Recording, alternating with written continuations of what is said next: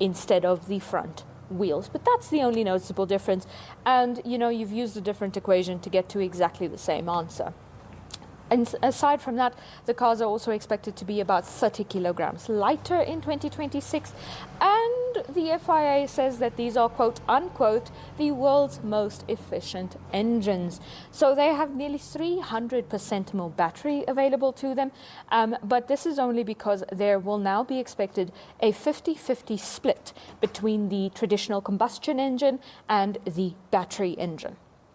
So in terms of power, we will also see the entire removal of the MGU-H, which is part of the electrical engine. There are also changes to the regulations in how big the cars need to be. So for the chassis, the wheelbase loses 200 millimeters, and the width of the car, the overall width of the car, loses 100 millimeters. The minimum weight of the cars is also set to change. It's going to be 768 kilograms, which accounts for a 722 kilogram car and driver, and then roughly 46 kilograms for the tires. So on aerodynamics, we're talking again about Z mode and X mode, and then there will also be a 3-element active rear wing. The lower beam of the rear wing will also be removed, and the end plate design will be simplified. And then another one that's going to change the aesthetics of Formula One cars a little bit backwards is the removal of the wheel brows. There will also be a lower power diffuser, which will reduce reliance on the ground effects and the stiff and low setups that we've seen in a couple of years, which would likely mean an entire new era of Formula One cars. This era of Formula One cars are known as the ground effects cars. Ground effects is everything to these cars. So reducing the reliance on ground effects is likely going to usher in a new era for Formula One cars. But there's still a lot to be seen and a lot to be said about the potential developments within these regulations, and the full regulations have not yet been made available. So we'll have to see what they do in 2026, and obviously all of these are aimed at more nimble cars that can, make it easier for them to pass one another. Smaller cars that on tighter tracks, on narrower tracks, the cars can easier pass each other, which has been a very, very big topic of discussion within Formula One circles of late. So we may see the ushering in of an entirely new era, and hopefully an era that fans will like more. One thing about Irene, she will break down the large chunks and she will zoom in on the small print and make sure you have the details when it comes to Formula One. Now, some folks who are also very committed to making sure you have what you need are Richard Botha and Brian Monango, who are currently at the Caribbean for the ICC T20 Cricket World Cup. We had some exciting matches covered this week. Namibia with a historic win over Oman, Pakistan with a historic win over, USA with a historic win over Pakistan, and Namibia unfortunately falling short of the victory against Scotland by 5 wickets. Here's Caribbean Cricket Joel as Brian spoke to our coach and captain after that game.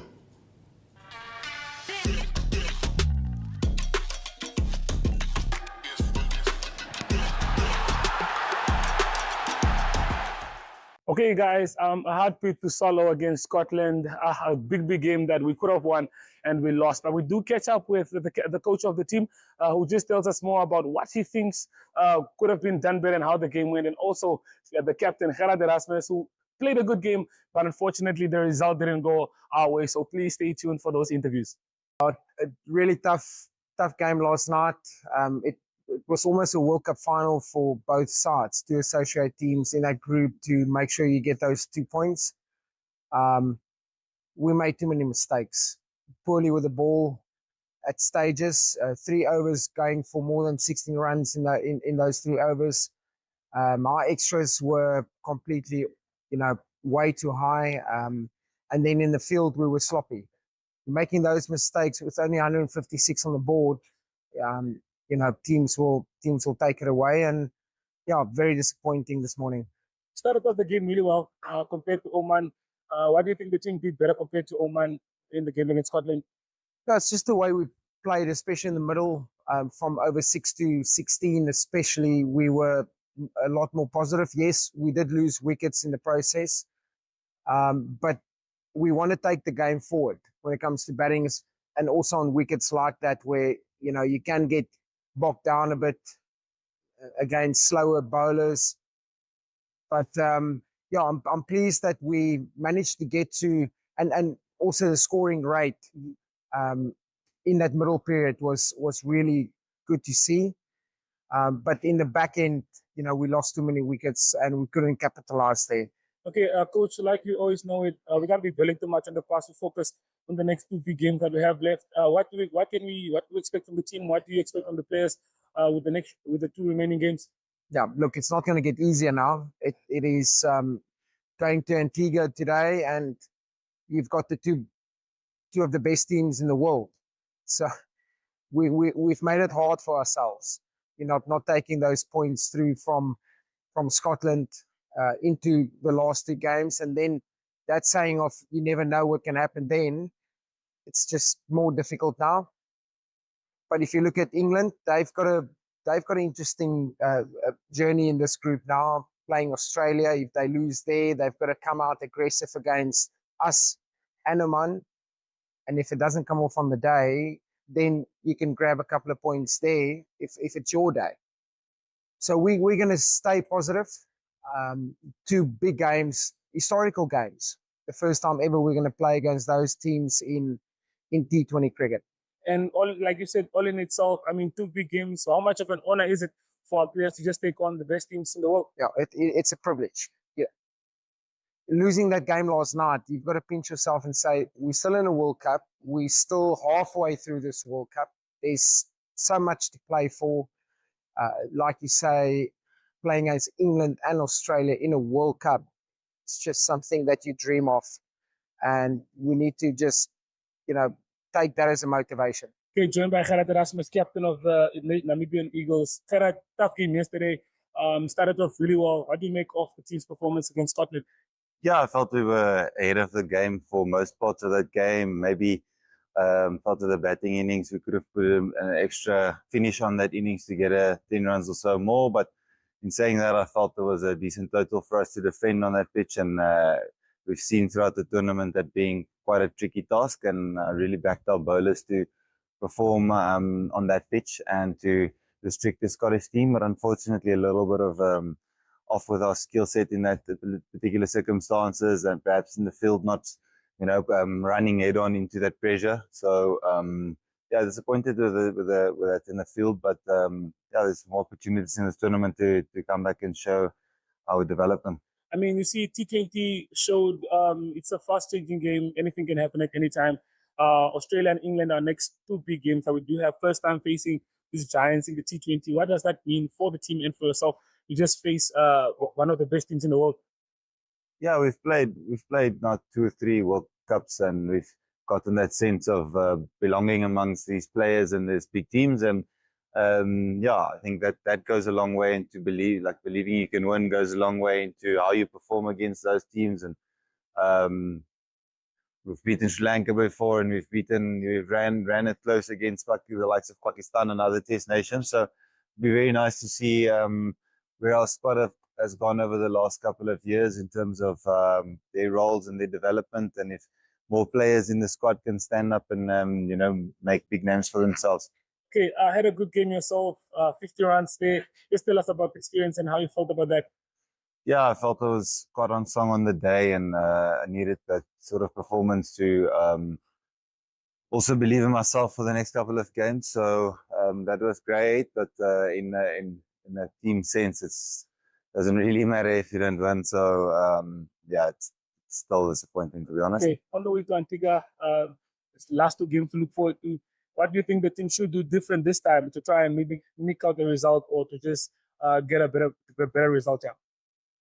Well, I think if the Scottish team put us under pressure there and thought we didn't quite run, as I said, head on into that pressure, then the next two teams are going to do that with high skill, high tempo. They're going to do that even more. So we're going to have to be mentally ready for that type of battle, and hopefully go head on into that battle. All the best to the lads. They are going to be taking on Australia on Wednesday, and we know that Caribbean Cricket Joe will keep us covered. You absolutely cannot miss it. From morning to evening, there's always a Caribbean Cricket Joe update waiting for you. Now, in another update, we are now local. We're keeping it local, talking Namibia, local/international. There has been a signing of a Namibian star. Cape Town City FC have officially announced 22-year-old attacking midfielder Prince Shuwetha as their new signing. That was yesterday. Cape Town City FC bought Prince Shuwetha for 1.2 million Namibian dollar equivalent from Liria Presren. Oh my goodness, we are very excited to be seeing what he does as he joins other players in that league, including Dion Hotto and of course Captain Fantastic Peter Shalulile. Speaking of Captain Fantastic Peter Shalulile, he couldn't be there as Namibia, he couldn't be on the field rather, as Namibia took on Liberia this week. That game ended in a 1-1 draw. This was the first of the World Cup qualifiers. However, Namibia does play Tunisia tomorrow, rather at 6 p.m. in Soweto. These were the words from Coach Colin Benjamin right after the game against Liberia, where the Brave Warriors drew 1-1. Footage is courtesy of the Namibia Football Association. Yeah, I think we started off very well. I mean, if we can go into the lead in the 8th minute, we normally have it under control. We should have it under control. But you could see that the inexperience actually costed us, in a sense that we couldn't really keep the ball. We had the numerical advantage in the middle, and we could never really find the open guy. And with that, they became stronger with their art, how to play football, with kicking the balls up long. That also became then something that we couldn't really handle. So I think going into the second half, they became stronger with those long balls and the long throw-ins. I can remember that after the second half, we had like 5 minutes basically in our box with long throw-ins and long balls. We couldn't handle that, and like I said, that's a bit of inexperience. Yeah, and they equalized. So with that, they became obviously stronger, and we just couldn't get an answer on those long and aerial battles, if one has to be honest. And it's part of the learning curve. This rebuilding process is going to be brutal, and we're going to have to take it on. These boys need the match time, they need the game time. That's the only way they can improve. And you look at our first 11, we had like 5 guys that literally really new onto the international scene. They need game time. So with that, we're going to go on, we're going to move on, we're going to look at the mistakes what we did in the first half and in the match, analyze that, take the positives out, learn from the negatives, and we move on and prepare for Tunisia. Thank you very much, Coach. Now we're going to allow the members of the media to have questions. By raise of hands and obviously the media you're representing and your name. We'll start here, Mazola. Okay, thanks. Coach Mazola Muthu from SABC. Maybe just a two-pronged question. One on perhaps in hindsight, how much did you miss Peter? And also when you talking about experience and the rebuilding process being brutal, how much are those experienced players going to play a role? Your Dions, your Anamu, and so forth. Of course, Peter is sorely missed. If you look at the first half, we had 2-3 chances where normally a Peter would, with one eye closed, he would put it in. Even in the second half, we had basically a point blank with their goalkeeper saved. Those are normally the chances that you get in international soccer, 1 or 2, and you have to take them. That Peter would have taken that, we know, but like I said, this is what we have. This is what we have to work with.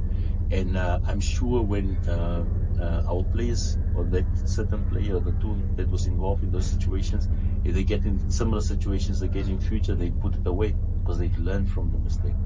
And this rebuilding process, yes, brutal, and just with the inexperience, obviously it will not work. And that's why guys like a Dion, a Rian, a Peter, a Lloyd, a Charles Avira, they're very important for this building process, because these boys need somebody or people to lean on when things become difficult, like it became this evening. So yes, we're counting on them, but it is also so that Dion them also started where these boys are now, and they were led by others. So they have to lead now. But it's also for the young boys to take it on and prepare properly and be in the right mindset and use this platform. We certainly wish the Brave Warriors all the best as they take on Tunisia in Soweto at 6 p.m. tomorrow. Now, every Saturday, I choose a specific time where I bring you my Women's Sportswoman of the Week, just to shed light on some folks who are battling battles which are beyond just the sport that they are playing. So we'll be looking at Hafsa's story after the break, and then after that, I also had an interview with the NRU CEO. So stay with Sport Wrap. Welcome to Namibia, where adventure meets tranquility. With Enjoy, you have access to a wide range of accommodations to suit every traveler's taste and budget. Experience the finest dining and hospitality Namibia has to offer. Booking your dream accommodation is just a few clicks away with Enjoy. Join thousands of happy travelers who have trusted Enjoy for their Namibian getaway. Your gateway to unforgettable Namibian adventures.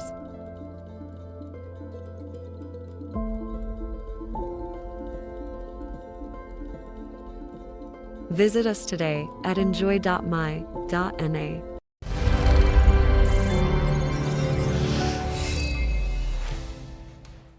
Now, my Women in Sport spotlight zones in on Hafsa, whose dream is to one day play for her nation. But there is an undeniable catch. Her nation, Somaliland, is not officially recognized as her country, as a country, rather. She loves the sport of basketball along with her sisters. This is her story. Personally, I was playing basketball since I was grade 6. And I started playing basketball at that time, and I was playing in the school during the PE times. But then when I finished the primary school and I started high school, I couldn't get a basketball court.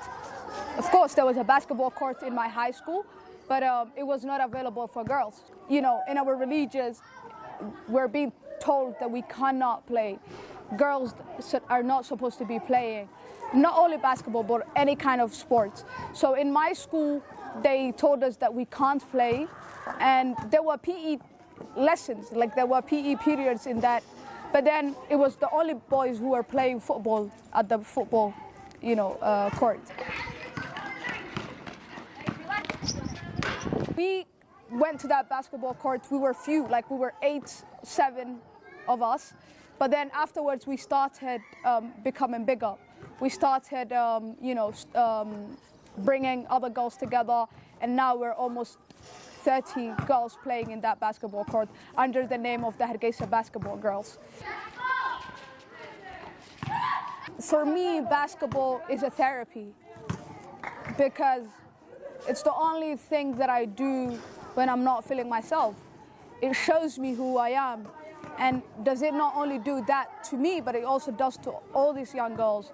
It shows them the ability that they can do something. You know, Somaliland is looking for their recognition, and we believe that we could be part of bringing the recognition from this by wearing the flags, by talking about our country, by promoting it through the short video TikToks or the Instagram pictures that we do.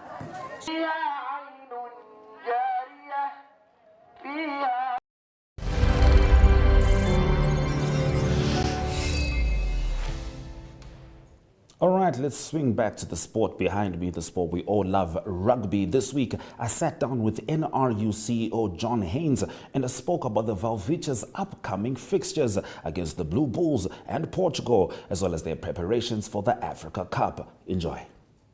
I am here with the CEO of the Namibia Rugby Union, Mr. John Haynes, as we talk about the upcoming fixtures for the Valvichas. Greetings, Mr. Haynes. How are you, sir? Oh, well, thank you. 3 degrees, I'm not going to complain. Not going to complain. Yes. Oh, yes. I mean, at least we're not on the rugby field. We can stop Definitely, there. definitely. Yes. All right, let's first talk about tickets because obviously everybody wants to come out to support the Volviches. The Volviches want us there, I assume. And of course, that creates quite the atmosphere. Could you tell us about the new deadline for the early bird ticket sales for both games? Yeah, the early bird ticket sales has been extended, and that I would actually advise and motivate our online ticket buyers to actually go onto eTicket and basically go view the date. I think maybe it's just unfair to share the date until anyone knows about it. Yes, yes. So, but the date has been extended. So I would advise our online ticket buyers and followers to log on to the e-ticket platform and the dates, and also how does the early bird works is that you actually get an opportunity to purchase a ticket for both matches at a discounted price. Yeah, so that will be for your main stand or main pavilion, and then also for the general Access. ticket access. Yes. All right. So that is how the early bird actually works. All right. And what prompted the decision to extend the deadline?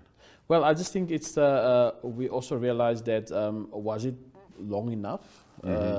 Should we not extend it 2 weeks into the new month, which is June? Yes. And that was the decision that actually motivated the whole All right. extension of the early bird. All right. How have ticket sales been progressing thus far? Well, it's normally it's slow in the beginning. Yes. Then Steadily. Then it just happens. It just happens that last a week, 2 weeks Yes. before the event. Yes. Yeah. Actually, I need to talk to Namibians and Africans in general. We need to stop that. Let's, you know what I mean? Yeah. Let's do our best to be as early as possible. But I do understand how it happens. A lot of people push it away. But now there's a real reason to get your early bird tickets because you can get your tickets for both games at once. So, yes, you spoke about the pavilion. Are they? Could you talk to us about any available suites? And any other benefits to the fans that might be around. Yeah, for the comfortability of the community that wants to sit in an environment that's enclosed, it's a nice view of, I would say, a perfect view. There will be suites available also on the same platform. All right. That will also be on an e-ticket where there will be an opportunity to book your suite. And then also in line with that, there's also opportunity to purchase or pre-booked. There's a little bit, what do you call it, a chart? All right. I want to use Afrikaans word. Okay, no problem. But there is a platform. There is a platform where you can actually book pre-book your meals. All right. And also your beverages. You can also pre-book. Yes. So actually, you can pre-order. Pre-order. I think that's appropriate word. Yes. So yes, that's also available. All right. So is there any message you'd like to send to Namibian fans just on the build-up to these two matches? I understand the Africa Cup is right after. Yes, most definitely. I mean, the message always go out to come and support the Boykies. The song that was created last year with the help of a local artist from Walvis Bay, Mr.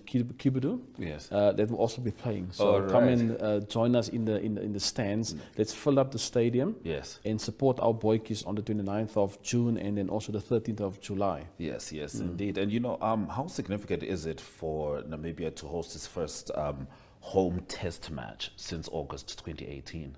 No, I think it's massive. I mean, for someone that joined the union in 2022, that's already a long time. Now we are in 2024. Yes. Just imagine 2018 was the last test. Yes. What effect does it have on our players? Some of our players never had an opportunity to play on home soil. Home soil, yes. Friendly matches, yes, but a test, no. And I just think it's that our supporters must come out and support our boys because it's about the community, it's about the fan, it's about the player. Yes. Ultimately, it's about the rugby in general. Absolutely. And of course, their conditioning is, much, much better, and I like how it's lined up, and I'm sure a lot of fans do as well, just to see the Bulls first. They go to Portugal, they'll go to Africa Cup, there's some consistency there, and hopefully they can build the kind of rhythm that brings the results that they hope for. Now, Portugal is considered an emerging rugby nation. Do you see them presenting any challenges to the Boykies in the upcoming match? Most definitely. Most definitely. Which team will not turn up not to be a force to be reckoned with? But we can expect the same from Namibia, because the Wawitsi's will be playing, like I said, against the Blue Bulls, and it will be our national team playing against the Portugals. Yes. Outfit it's Washington, Namibian source, I would say. Yes. But Namibia will turn up. All right. And how important is the warm-up match against the Vodacom Blue Bulls, which is on the 19th? Well, if you look at the whole build-up process, each game is quite crucial, and that is preparation just for the coaching staff to look at the combinations that they are looking at to utilize or implement in those upcoming matches. Yes. Because we've got a young team, because we're now building towards 2027, and everyone's asking, what are we going to do differently? I think differently would be to play as much games as possible. Yes. And also to make sure that we give our local players the opportunity. Yes. And you will definitely see a lot of local players getting the opportunity to play. Yes, yes. Yeah. Just as well. I mean, we do show the NRU Rugby League games every Saturday right here on NTV. And yes, it's going to be exciting to see some of those guys take off their club colors and put on their national colors indeed. So what would you say, looking ahead, are your expectations of the Namibian rugby team as they prepare? Well, if you look at the expectation is to basically not just put up, but to display, execute its skills, because there's a lot of work that's going in, not just from the coaches, but from the players as well. So our expectation is to have a quality performance on the field.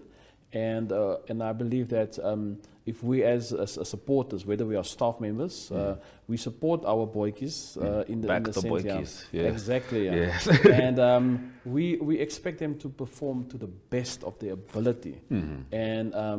And I believe we do have faith in our players. Yes. Yeah, we do have. And us as Namibia, we absolutely also do have faith in the players. I've been talking to Mr. John Haynes, who is the CEO of the Namibia Rugby Union. Thank you very much for joining us, sir. Yeah, no, it's a pleasure. Don't forget, it's the 29th of June. 29th of June is where you will find us with the rest of Namibia backing the boykies.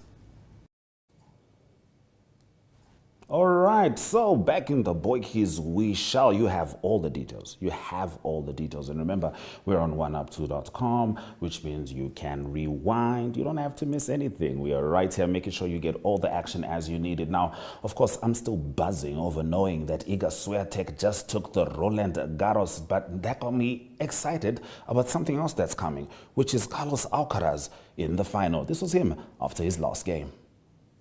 Well, I have a special feeling to this tournament because I remember when I finished school, I'm running to my home just to put the TV on and watch the matches here in the French Open. I watched a lot of matches. Of course, Rafa Nadal dominating this tournament for. Say 14, 15 years. It's something unbelievable, and I wanted to put my name on that list of the Spanish players who won these tournaments. Not only Rafa, but Ferrero, Moya, Costa, a lot of Spanish players that legends from our sport won this tournament, and I really want to put my name on that list as well. Well, I always wanted to be one of the best players in the world, and if I want to be, one of the best players in the world, I have to be a good player in every surface, like Roger did, Novak, Rafa, Murray, the best players in the world. Had success in every surface, so I consider myself a player who adapt very well his style in every surface. I grew up playing on clay, but I feel more comfortable playing on hardcore, for example. But I think my game switched very well to the clay, clay season, to a clay court as well. So I just wanted to be a good player in every surface. Yeah. The Agenda is a weekly national affairs interview program hosted every Sunday by Namibian Sun editor Toyvon Jabela, featuring a panel of high-profile newsmakers, analysts, and experts. The Agenda aims to reach high-end news consumers seeking informed understanding of national issues. This show is broadcasted on NTV, 1up2.com, and the Namibia Media Holdings Facebook platform. The Agenda focuses on interviews where we put the nation in the hot seat. Contact Agenda at synergy.com.na to get your product and service in the hot seat. The Agenda, focused on today's conversation.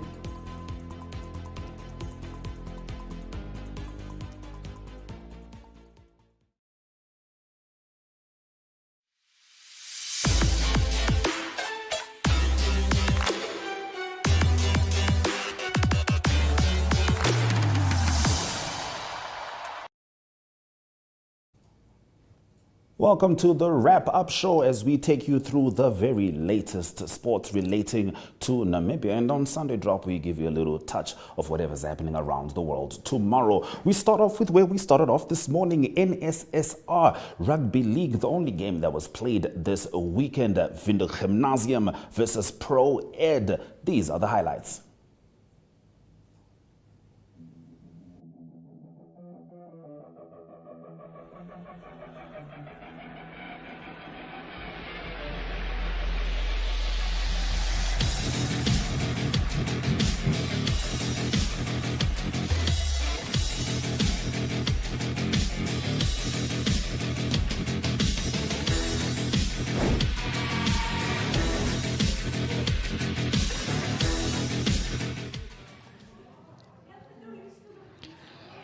So die enigste wedstryd wat dan vandag gespeel is in die Standard Bank onder 19 Premier Liga was hier so by Lions Den van Windhoek Gymnasium. Teitan Sonders, die kaptein van Pro Ed, wat daai eerste onderskep 3 gaan druk het, sy span voorgeplaas het met 5-0, die skop wat oor was deur Jandrey Roberts die loskakel, Gymnasium wat teruggekom het en die telling gelyk opgemaak het 7 elk met Roan Achenbach wat daai 3 gedruk het. Die eerste vonkie wat natuurlik verskaf is daar met die breekslag deur die skramskakel Janko Breednan. Mooi doelskop daar deur Waldrey Kotse om die telling dan gelyk op te maak met 7 punte elk in die eerste helfte. So halfpad deur die eerste helfte. Jandrey Roberts sien ons daar so die loskakel van Gymnasium, sy doelskop wat ook tussen die pale deur was. En ook 'n strafskop wat hy mee geslag het om sy span weer voor te plaas in daai stadium met 10 punte teenoor 7. Toe was dit Gymnasium wat so onder druk verkeer het en hy skop nie uitgeskop het nie. Kans geskep het vir Pro Ed om vir Givaldo Pinar daar oor te werk in die regterkantste hoekie. Jandrey Roberts wat sy doelskop was nie oor nie en die telling net voor rustyd wat dan met daai 15 punte teenoor 7 was.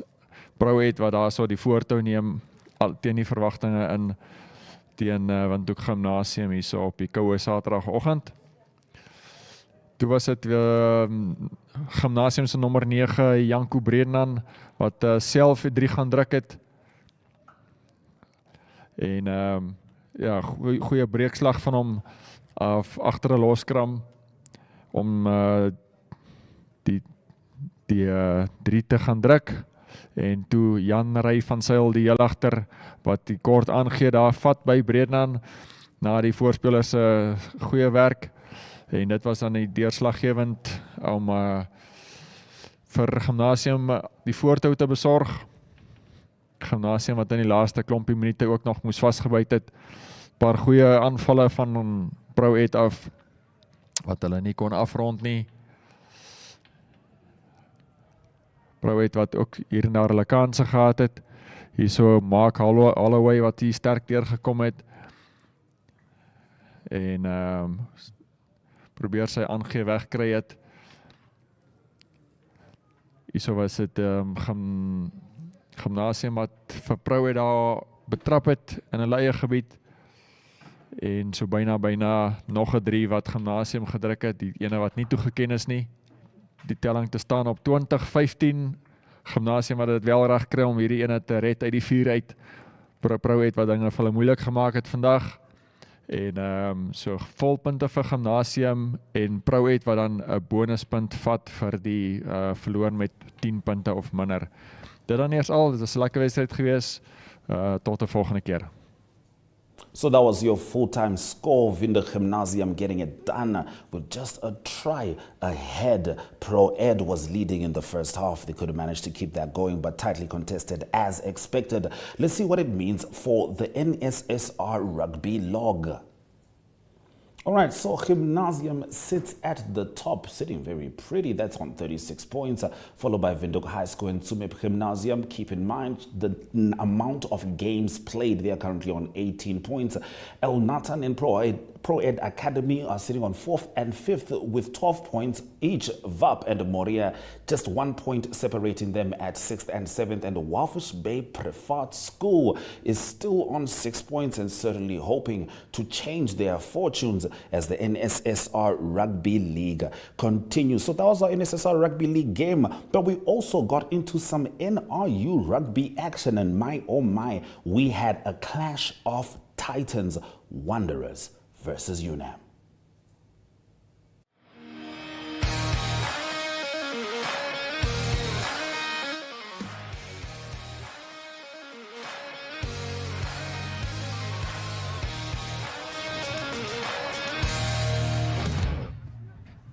And now for the highlights of the top of the table clash involving UNAM and Wanderers. There we have a conversion after the first try by Tonderai and 2 in the 2nd minute of this match. And there we have UNAM contesting there the ball, winning it. UNAM on the attack, kick upfield, chased, mistake, Alcino, and then he sends Sharif Titus over for the leveler in the 31st minute of this highly contested match. And the conversion was added and scores were level. Here we have another build-up to the 3rd try in this game. Tonderai in 2 scoring his 2nd, a flying Tonderai in 2. Adding his 2nd and the score edge on, and then Van der Berg adding the conversion, 14-7 for the host. That was in the 35th minute, and then a penalty by Andre van der Berg. He sends it right through the poles, and it's 17-7. And then in the 49th minute, very highly contested match here. Game went into overdrive.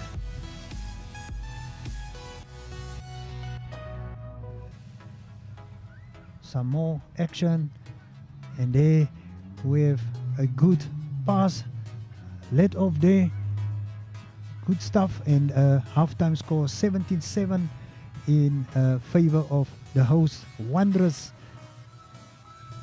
And then play resumed, and the first points, Gerard Thurion.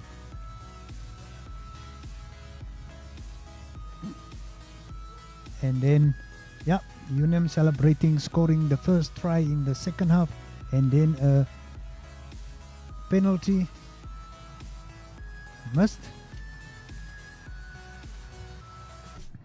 Andre van der Berg there with the try, and there we have another attempt by one of the replacements for UNAM, and he hits the upright, and here comes a try by Sharif Titus in the 68th minute. That was Johannes Wenyo who tried to hit a penalty for UNAM. Sharif Titus puts it down underneath the posts, and when you added the conversion, and 21 points for UNAM and 17 for the host. And then Darius van Solms is going to visit the try line. Good stuff there. UNAM gekry. Dit was die eerste begin van die seisoen het hulle ons gewen. Op hulle veld, ek meen, dit lyk om hom terug te kry op ons veld. Ek sien net 'n medalje.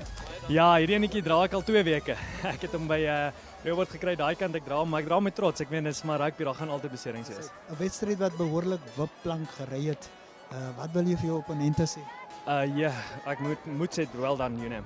Dit was 'n tough game, dit was regtig. Ons het geweet van die begin af dit gaan 'n moeilike game wees. Ek dink eers UNAM met hulle sterkste span voorgesit. Ek moet sê ons ookie, mense het maar beserings. Ons hoop ons kry hulle weer of semis of finals. Hopelik kan ons mekaar ontmoet met ons sterkste span albei kante.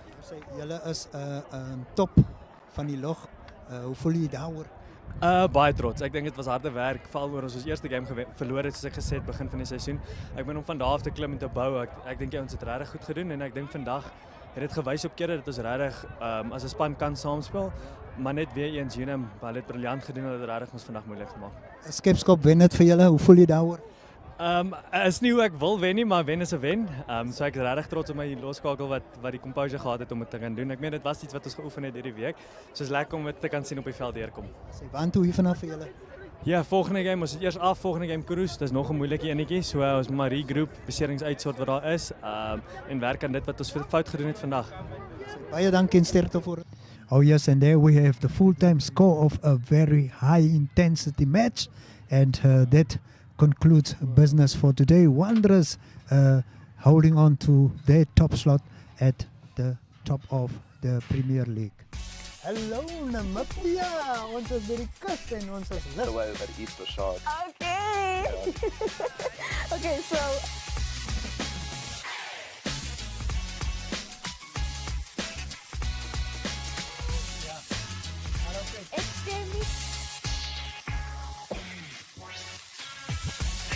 yes, please, today you make sure that we are fed. Sorry, ek is nie.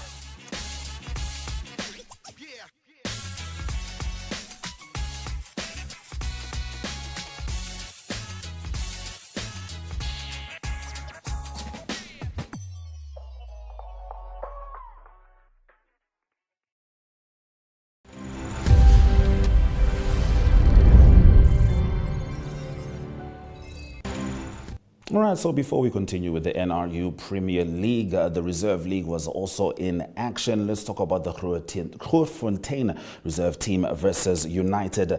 The game started slow with both sides putting up a fight on the offensive end as well as the defensive end. Now, Grootfontein's number 12 had a near try. Unfortunately, he ended up planting the ball a few centimeters before the try line, underestimating the distance.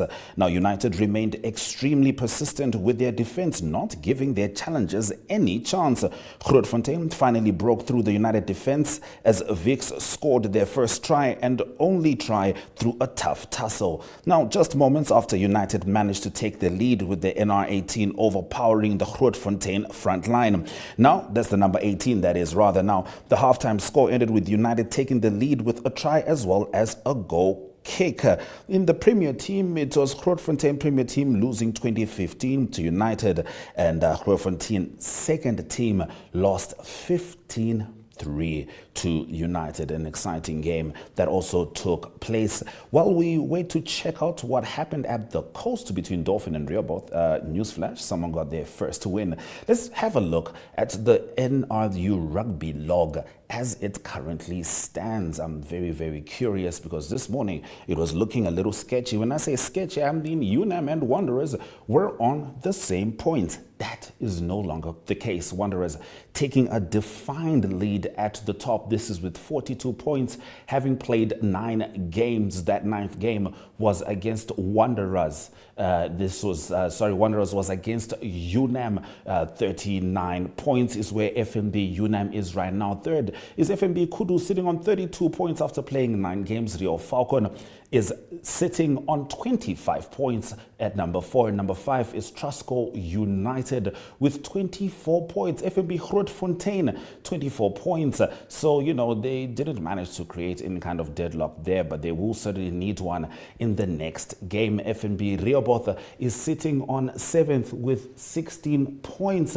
FNB Western Suburbs is on 8th, followed by Simonis Dolphin registering their first win. All right, so I promised you that we were at the coast. Simonis Storm Dolphins having had a very rough start to the season, but it seems like they got it going against Rehoboth.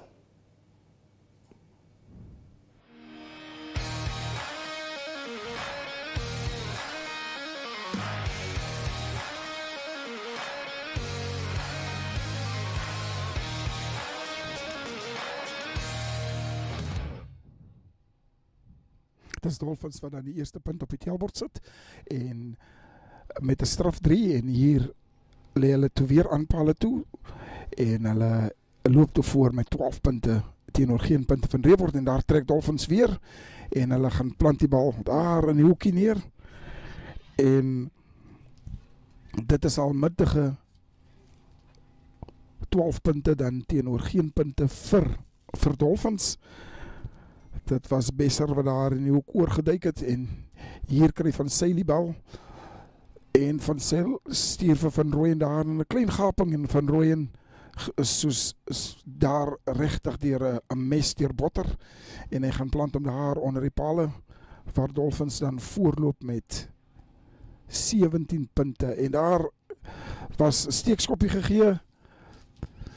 Gaan maar sê by die bal daar onderskep en hy plant hom onder die pale en Dolphins loop dan voor in die eerste helfte met 26 punte teenoor die geen punte van Rehoboth waar Rehoboth dan ook hulle veggees bewys en daar kom hulle met 'n fop aangee, loskakel sny daardeur en hy gaan sit hom neer. Henrique verdoel dit dan en dit bring dan die telling met rustyd bring dit die telling dan 7 punte dan vir Rehoboth en 26 punte dan vir Dolphins. Die tweede helfte het redelike opwinding veroorsaak deurdat Rehoboth sterk teruggekom het en daar kan ons sien hoe trek Bekes kantlyn af en Henrique lê aanpale toe en hy sit vir maar heeltemal in die regterkant glo ek verby en Rehoboth is dan agter met 26 punte teenoor 12 en daar trek Rehoboth en Rehoboth maak dan hier dan die gelykmaker wat hulle dan aan Lepale toe. Henrique skop vir hom daar sekuur daar uit die hoek uit. Sit hy vir hom tussen die pale deur en hy bring die telling dan gelyk 26 punte elk. Maar die doodskus se spyker was nog nie geslaan nie en hier sien ons Dolphins gee 'n steekskoppie vorentoe, verdediging word goed gedoen daarso en die bal word spat rond, opgepik daar deur Dolphin en daar gaan hy oor en hy plant hom daar. Dolphins lê dan aan pale toe Walters, maar hy trek hom heeltemal hier aan die regterkant verby waar Dolphins dan uit hierdie stryd te tree en vir Rehoboth 'n bloedneus gee met 31 punte teenoor 29. Hier luister ons na die kaptein van Dolphins. Wat was sy gedagte? Ek het die woorde nie man, ek kry in my hoendervleis en om die eerste wen te kry, is 'n goeie gevoel man. Is 'n gevoel wat jy nie kan beskryf nie. So jy kan hoor my stem nee, want dit was 'n wedstryd wat hierdie kant toe, daai kant toe gegaan het, maar jou manne het baie goeie dissipline gewys. Hier en daar bietjie swak dissipline en besluitneming was bietjie swak geweest, maar ek dink die crowd het ons gedraai en dit is ons gemotiveer om nie te gaan lê nie. So ja, dis wat ek kan sê. Julle skrimwerk was veral waar julle die grondslag opgelê het. Jy kon gesien het Rehoboth het nie 'n teenvoeter vir julle skrimwerk gehad nie. Ek dink die unity wat ons nou hierdie week aan gewerk het gewys op die veld. So ons het ons les geleer by die eerste ronde. Ons probeer maar nou met die tweede ronde alles verbeter. Enige nuus vir die opponente wat hier swak op toe kom? Moenie dink omdat Dolphins die eerste ronde verloor het nie. julle net punte sal kom kry. Dit is moeilik om by die huis te speel en veral met nou dat die crowd weet hulle is agter ons. Nou is dit nog moeiliker. Nou soos u gehoor het, soos die crowd weet en soos die crowd gehoor het, moet julle meer as gereed wees. Ons vra dan vir julle volgende keer as ons weer op hierdie veld is, skakel in, kom kyk, kom ondersteun van ons van die Rongo se kant af. Totsiens, tot de volgende keer. Oh my, it is a party at the coast.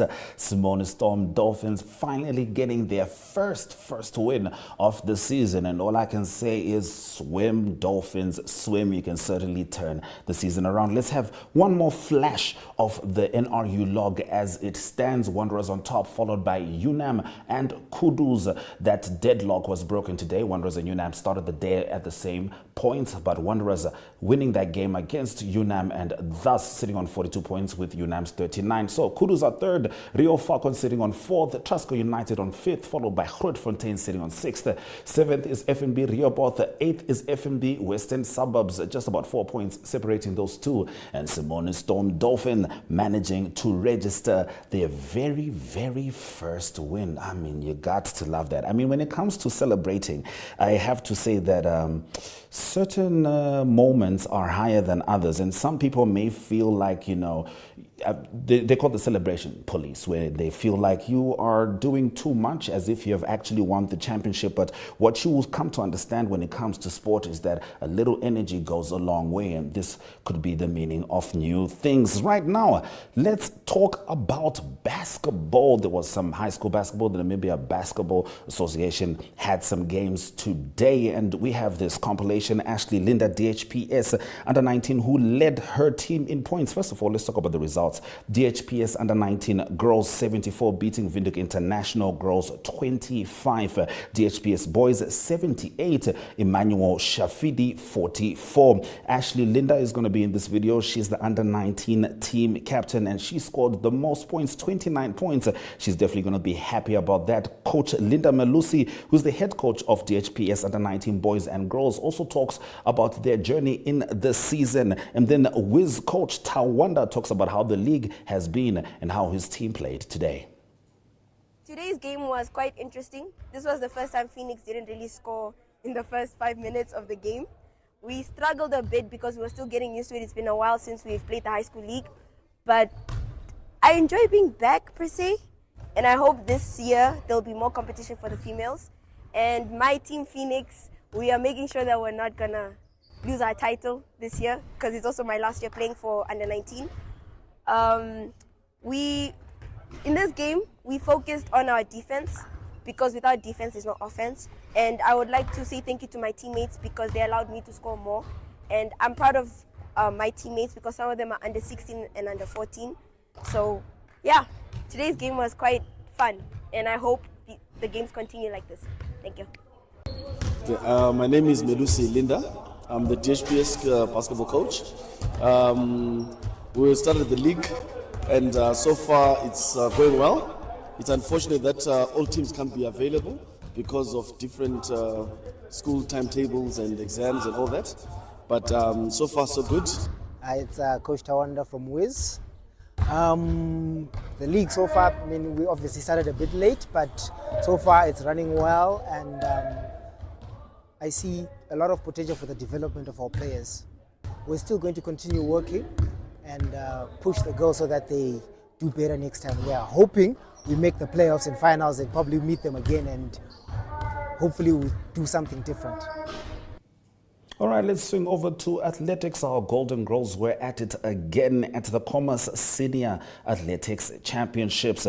Beatrice Masilingi this afternoon ran her first official 200 meter with Christine Mboma at the Independence Stadium in Windhoek. And as you can see, pace was not an issue. The two competitors and partners going at it right up until the end, but how it went was Mboma won the encounter with an unofficial hand time of 22.81 1. I mean, if you want to talk about a close race, that is precisely what transpired there. And we certainly wish the girls all the best as their athletics season continues locally and internationally. Let's talk about squash. The Wanderers Squash Open has seen 40 men's players entered as well as 4 women. Now, the women's final on Saturday will be contested between Andre Lambert and Carla Nokia. The men's final should be an enticing showdown between 2 national team players, Lee Hugo van Rooyen versus Max Njala. Now, the contestants in the men's B final will be Francois Hanekom and Berger van Neerkerk. We'll certainly be looking forward to seeing what transpires in the Namibian squash fraternity, knowing that the junior championships are also underway and they've been going on throughout the week. Now, let's talk about Tara Rally. That's right. Yeah, you think you like off-road. These guys love off-road. Vilrodi Pernau was the winner of the 2024 Tara Rally in his 4x4 Ford Fiesta R5. We get some words from him, as well as Loic Batfield and Navi Johan Steyn, who won the off-road section in the 2.4 Century Racing 7-liter V8. Talk about power. Mulder, the 2024 champion of the Tara. You drove in the S4 class, Jan Cattle and Swan with the Fiesta R5. What a day, 2nd year in a row again that you've clinched the title. How was the race? But tamer as last year or not? Yeah, I think it was a little bit more tough than last year, especially on the roads. It's very rocky, especially today. I had to be very cautious to stay within the limits of the road. No exceptions. Yesterday worked out as we planned. We tried to pull a lead on yesterday, so we pushed hard to be more relaxed today. Luckily we did, because we had clutch problems today, so we barely made it to the end. One more stage and we would have made it. So it was a good event overall. The organisers, everybody have done a lot of effort, and yes, we're happy. Yeah, Wilder people don't realise it, but it's tough on the cars. It doesn't matter if it's a professionally built gearbox or whatever. It takes a toll. Yeah, no, it's very hard on the cars. Because it's most of the time it's about 80, 90, sometimes 120% that engine and car have to work. Yeah, no, everything has to work, and like I said, it's very hard on the cars. You can't actually believe the punch that the cars can take, but everything has a limit. Yeah. Wilder, just quickly, Robot and the surrounds there, a lot of sand, very dry, or not really? Rearbot roads were good. It got on the second time, the second pass, the roads were a little bit sandier, more sandier, and but it's kept well. Wilder, thank you very much. And if we live next year, this time, we'll talk again about the Tara. 100%, thank you. Okay. I'm here with Loic Barfield, owner and driver of Century City CR6 7-liter V8. Loic, this was your second Tara after last year's. You can't call it really a disaster, but with the breaking of the car on the very first stage. Mini disaster, yes. How it's like 2 worlds apart. Since our last year, a year later, this Tara that you took with honours. Yes. No, it is definitely uncomparable. We learned a lot with the car. Johan and myself, we grew a lot, get a lot more experience, and this experience paid off over the last 3 days of the Tara Rally. We just finished now, and we are super happy to be most of the cars are here, and we are glad that we made it, and I'm very proud of the team, very proud of Johan, but we did very well. Yeah. I can't say much, but congratulations, Loic, you and Johan. Well done. Thank you. And the car was keeping its promises this year. Yes, I believe it was entertaining the crowd quite a lot. Yeah, myself as well. Thank you very much. Pleasure. Thank you. I love it. 2024 Tara Rally delivering yet again. We have ICC T20 Cricket World Cup in our minds as we swing into Sunday drop.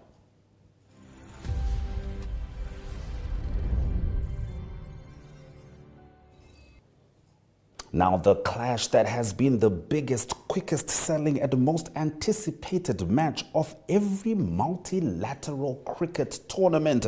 This is the rivalry between India and Pakistan, which originated in 1947 when India was partitioned into two countries following British colonial rule. Now, Pakistan and India have since fought 3 wars and diplomatic ties are hectic. However, on the cricket field, the head-to-head record favors Pakistan in test matches, that is 12-9, and one-day international 73-56. While India have the upper hand in T20 matches, that is 8-3. When it comes to World Cup history, the scale is heavily tilted in India's favor.